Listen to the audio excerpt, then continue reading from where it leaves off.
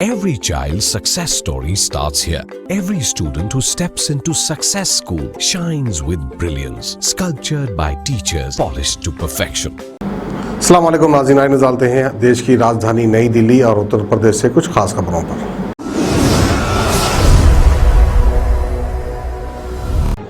देश की राजधानी दिल्ली के खान मार्केट से खान चाचा के साथ 3 रेस्टोरेंट से 524 ऑक्सीजन कंसंट्रेटर बरामद हुए हैं।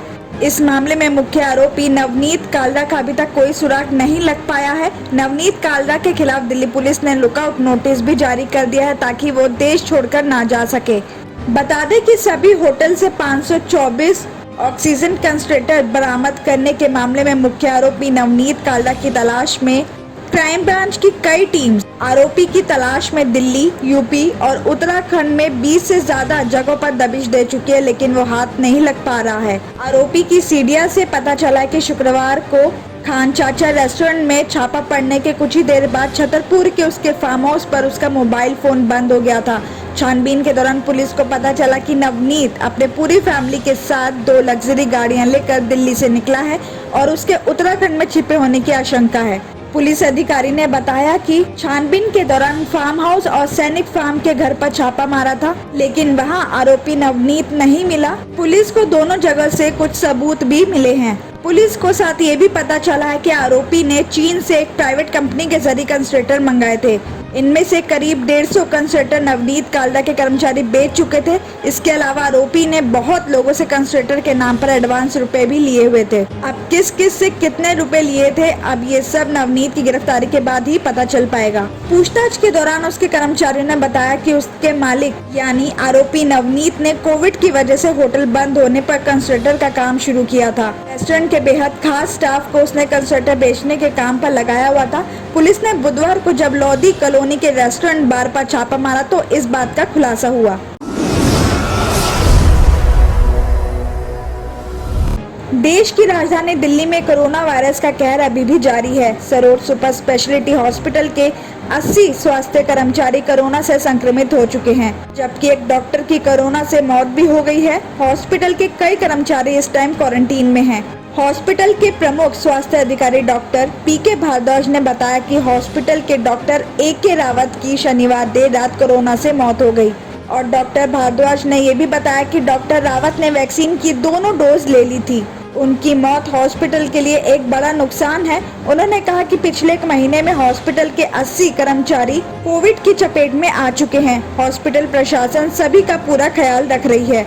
इसी के साथ उन्होंने कहा कि अब दिल्ली में पहले के मुकाबले हालातों में कुछ सुधार जरूर हुआ है। फिलहाल हॉस्पिटल में ऑक्सीजन की किल्लत नहीं है, लेकिन एक चिंता बनी रहती है कि हॉस्पिटल में ऑक्सीजन का अगला स्टॉक कब तक आएगा। लेकिन कोरोना वैक्सीन की दोनों डोज लेने के बाद भी एक डॉक्टर की जान चली गई है और उसी सरोज हॉस्पिटल के 80 कर्मचारी कोविड-19 की चपेट में आ गए हैं, जिस वजह से कर्मचारियों के बीच दहशत दिखाई दे रही है। गाजियाबाद क्रॉसिंग रिपब्लिक सोसाइटी में कोरोना संक्रमण से एक ही परिवार के 4 सदस्यों की एक-एक करके मौत हो गई है। परिवार में अब 6 और 8 साल की 2 बच्चियां ही बची हैं। एक ही परिवार के 4 सदस्यों की मौत से पूरी सोसाइटी में लोगों में डर छाया हुआ है। सोसाइटी के रहने वाले राजकुमार राठी ने बताया कि टावर 2 के फ्लैट नंबर 205 में दुर्गेश प्रसाद अपनी फैमिली के साथ रहते थे। वो रिटायर्ड टीचर थे और काफी मिलनसार और सोसाइटी के सभी कार्यक्रमों में बढ़ चढ़कर हिस्सा लेते थे, लेकिन कुछ दिनों पहले वो कोरोना पॉजिटिव हो गए थे। वो कोविड पॉजिटिव हुए तो घर में ही एक कमरे में आइसोलेट हो गए और घर पर ही जरूरी दवाएं ले रहे थे, लेकिन उनकी हालत बिगड़ती चली गई। इसी दौरान उनकी पत्नी और बेटे बहू भी कोरोना की चपेट में आ गए। इसी बीच 27 अप्रैल को दुर्गेश प्रसाद की घर पर ही मौत हो गई। उसके बाद सोसाइटी के लोगों की मदद से परिवार के बाकी तीनों सदस्यों को ग्रेटर नोएडा के शारदा हॉस्पिटल में एडमिट कराया गया, जहां इलाज के दौरान 4 मई की शाम को उनके बेटे अश्विनी की भी मौत हो गई। उसके बाद अगले दिन 5 मई को दुर्गेश प्रसाद की पत्नी संतोष कुमारी की भी हॉस्पिटल में मौत हो गई। इसके 2 दिन बाद साइब यानी 7 मई को उनकी बहू निर्मला की भी मौत हो गई। एक ही परिवार के 4 सदस्यों की मौत की खबर से पूरी सोसाइटी में लोगों में दहशत छा गई है। कोरोना से हुई मौत के डर की वजह से कोई भी अंतिम संस्कार के लिए आगे नहीं आया। जब ये खबर दुर्गेश प्रसाद की बेटी को मिली तो वो हैदराबाद से अपने बेटे के साथ यहाँ आई और उनके बेटे ने ही अपने नाना नानी का अंतिम संस्कार किया और फिर अश्वनी और उसकी पत्नी निर्मला का भी अंतिम संस्कार किया। बताया जा रहा है कि दोनों छोटी बच्चियों को बरेली में बुआ के घर भेज दिया गया है। इंडियन क्रिकेट टीम के गेंदबाज मुरादाबाद के रहने वाले पीयूष चावला के पिता प्रमोद कुमार चावला की कोरोना से मौत हो गई है। सोमवार को पीयूष चावला ने अपने ऑफिशियल इंस्टाग्राम पर इस बात की जानकारी दी है। उन्होंने इंस्टाग्राम पर उनकी एक फोटो पोस्ट करते हुए लिखा है कि आज उनके बिना जीवन पहले जैसा नहीं रहा, आज मेरी ताकत का स्तंभ खो गया है। बताया जा रहा है कि प्रमोद कुमार चावला ने नोएडा के एक प्राइवेट हॉस्पिटल में आखिरी सांस ली है। वो 12 दिन से कोरोना से जूझ रहे थे। हालत बिगड़ने पर रविवार को उन्हें मुरादाबाद के प्राइवेट कोविड हॉस्पिटल से नोएडा रेफर किया गया था, जहां सोमवार सुबह उन्होंने दम तोड़ दिया।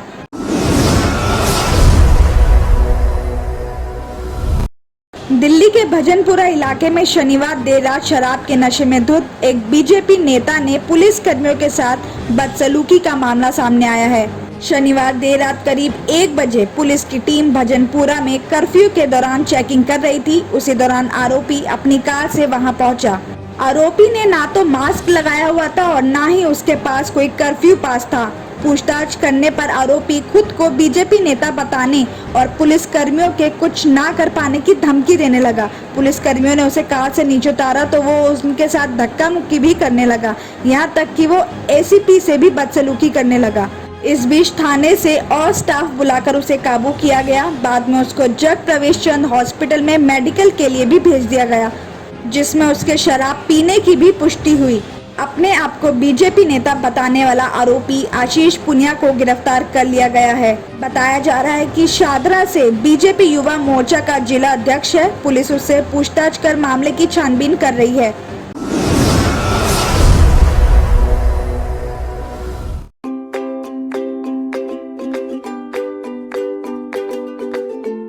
Every child's success story starts here, like a multifaceted diamond. Every student who steps into success school shines with brilliance, sculptured by teachers polished to perfection. If opportunity does not knock, I will build a door. To us, success comes in cans, not in can'ts. Success is falling 9 times, getting up 10. Some people dream of success, others put their heart and soul into working for it.